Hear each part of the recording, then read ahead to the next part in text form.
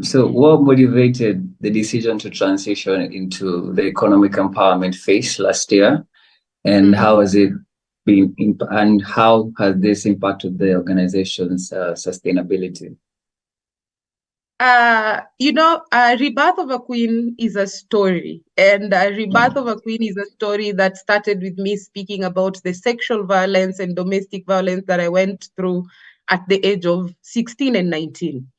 And in each and every step of Rebirth of a Queen, in each and every journey that we walk into, I feel like whenever I walk into a phase in life, I walk with Rebirth of a Queen. So for the longest time, I've wanted to offer a safe space for young girls and women, because that is something that I lacked when I went through abuse.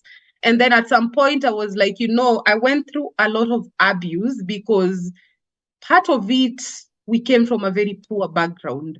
So we've kept on rescuing girls, we've kept on supporting women, we've kept on talking about this issue, and there's nothing that is actually happening. So what else can we do? I started with a question, what else can I do as Pauline? Number one is to financially empower myself, because I will speak about it, I will shout about it, but as long as I'm not financially independent, I as a person, as a founder, as a change maker, I've gone through abuse when actually championing for this against this issue. I've gone through abuse whenever someone is asking me to take a proposal and I can't offer my body because I'm not financially independent. And we started this conversation with the team. How can we empower ourselves financially? And fortunately, we got MasterCard Foundation supporting us in setting up a leather workshop. So we were training young women on making leather products for the last 1 year. And now, after training, we are now in the production phase. How are we going to now maximize on our production and marketing so that, number one, the organization is sustainable? The team of Rebirth of a Queen is economically empowered and financially independent. Then once we have the knowledge, we're able to pass it down in the community because we've created awareness. That is what we've been doing for the longest time. We have so many International Women's Day, Girl Child Day. April is sexual assault awareness month. But as long as we are not addressing some of the root causes, and some of the root causes is that most of the survivors are vulnerable. Most of the people who come from these vulnerable communities, they are vulnerable to violence. If you cannot go to school, if you cannot afford actually money to go to school, and you end up falling in the wrong hands, you'll go through sexual abuse. And something that I painfully talk about is the way once you go through abuse, you will keep going through it until Yeah. when you become financially independent. So those were just one of the reasons why we were like, no, we are transitioning to an economically empowering organization. We need to empower communities to be financially free and independent. And in that way, then we are able to solve some of the small and many issues in the communities. Yeah.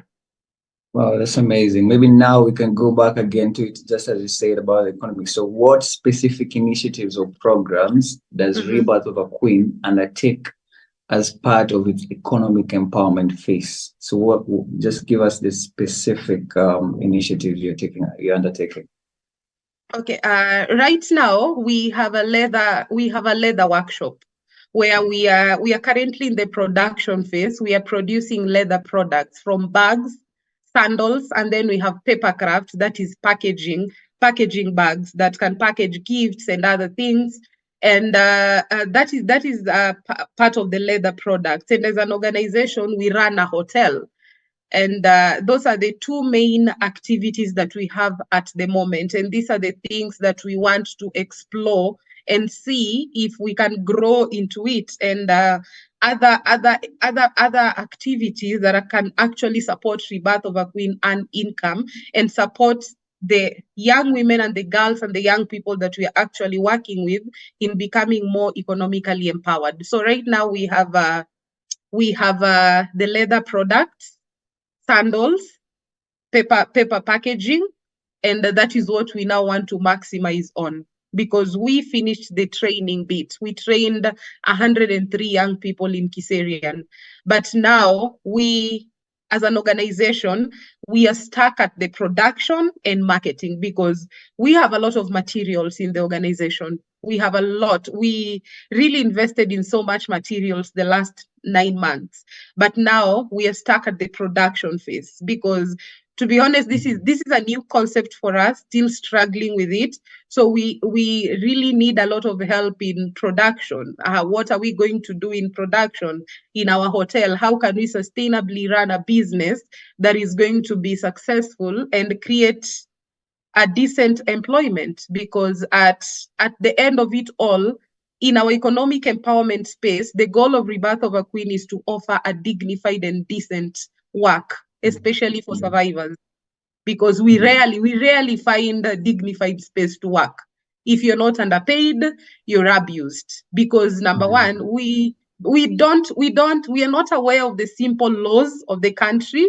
We are not aware of the simple regulations of this country. So this is something that we really want to tap into, understand the labor laws of this country, understand production, understand marketing, understand how we can maximize even on our stories to actually market our products and support more young women. Yeah.